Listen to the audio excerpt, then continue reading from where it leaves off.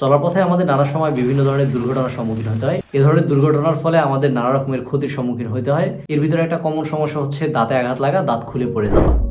সাধারণত সড়ক দুর্ঘটনা, কারো দ্বারা আক্রান্ত হওয়া, খেলাধুলা করা বা টিউবওয়েলের মাধ্যমে, টিউবওয়েলে আঘাত লাগার মাধ্যমে এই ধরনের সমস্যা আমরা সবচেয়ে বেশি দেখি। আজকের ভিডিওতে মূলত আমরা এটা নিয়ে আলোচনা করব যে যদি কোনো দুর্ঘটনায় আপনি বা আপনার সামনে থাকা কোনো ব্যক্তির দাঁত খুলে পড়ে যায়, তাহলে এটা কিভাবে আমরা সংরক্ষণ করতে পারবো, দ্রুত সিদ্ধান্ত নেওয়ার মাধ্যমে দাঁতটা রক্ষা করতে পারবো। আমি ডেন্টাল টেকনোলজিস্ট কবির আহমেদ আছি আপনাদের সাথে। চলুন ভিডিও শুরু করি।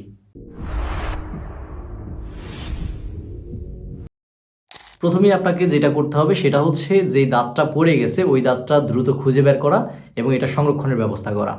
দাঁতটি ধরার সময় বা দাঁতটি তোলার সময় অবশ্যই খেয়াল রাখবেন যে দাঁতের যেই অংশটা বাইরে বেরিয়ে থাকে, অর্থাৎ যে ক্রাউন পার্ট আছে ওইটাতেই যেন আপনি হাত দেন।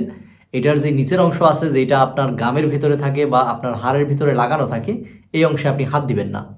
কারণ নিচের অংশে সফট টিস্যু থাকে এবং পেরিওডন্টাল লিগামেন্টের অংশ থাকে যেটা আপনার দাঁতটারে আবার অ্যাটাচ করতে কাজে লাগবে। আপনি যদি এটাতে হাত দেন তাহলে আপনার হাতের জীবাণু এটাতে লাগতে পারে, এর পাশাপাশি ময়লা লাগার সম্ভাবনা আছে এবং ওগুলা ক্ষতিগ্রস্ত হইতে পারে এর ফলে। দাঁত তোলার পর অনেক সময় এটাতে ময়লা লাগতে পারে, মাটি লাগতে পারে। সেক্ষেত্রে আপনি যেটা করবেন, হাত দিয়ে ঘষাঘষি করার দরকার নেই, একেবারে ট্যাপের পানির নিচে বা টিউবওয়েলের পানির নিচে আপনি রাখতে পারেন। এতে করে যে ময়লাটুকু যাবে ওইটাই যথেষ্ট।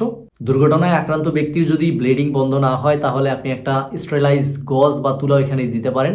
কাপড়ের টুকরা, গজ বা কটন ওইখানে দিয়ে চাপ দিয়ে রাখলে ব্লিডিংটা আস্তে আস্তে বন্ধ হয়ে যাবে।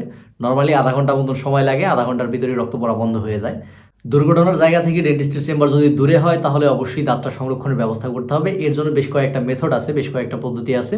সবচেয়ে ভালো হয় নর্মাল স্যালাইনের পানিতে যদি আপনি এটা সংরক্ষণ করেন, যেটা ফার্মেসিতে থাকে। যদি স্যালাইনে সংরক্ষণ করা না যায় তবে দুধে সংরক্ষণ করা যেতে পারে। যদি সেটাও সম্ভব না হয় তাহলে স্যালাইভা বা লালাতে সংরক্ষণ করা যেতে পারে। রোগীর মুখে দাঁতটি রাখার মাধ্যমে সংরক্ষণ করা যেতে পারে, সেক্ষেত্রে চামড়ার নিচে রেখে দেওয়া যেতে পারে। তবে এটা খেয়াল রাখতে হবে যাতে করে দাঁত কোনোভাবে পেটে না চলে যায় বা গিলে না ফেলে। যদি অবচেতন রোগী হয় তাইলে অনেক সময় আমরা পরামর্শ দিই যে রোগীর লালা একটু কৌটা বা কোনো একটা জায়গাতে কালেক্ট করে ওইটাতে ভিজিয়ে রাখা যেতে পারে। যত দ্রুত ডেন্টিস্টের কাছে যাবেন এবং ট্রিটমেন্ট শুরু হবে, দাঁতটা রক্ষা করার সম্ভাবনা তত বেড়ে যাবে।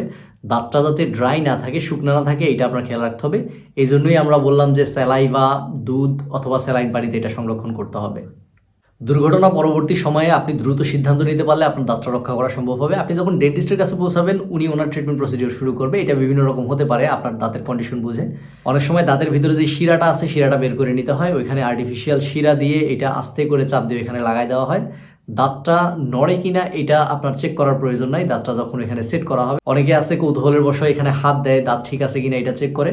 এটা করার একদমই প্রয়োজন নাই। যদি সব ঠিকঠাক থাকে তাহলে আপনি 20-25 দিন বা 1 মাসের ভিতরেই রেজাল্টটা বুঝতে পারবেন যে আপনার দাঁতটা শক্ত হয়ে গেছে। তবে এই সময়ের ভিতরে খুবই সাবধানতা আপনার অবলম্বন করতে হবে যাতে করে দাঁতটায় কোনো ধরনের চাপ না লাগে, দাঁতটা না নড়ে।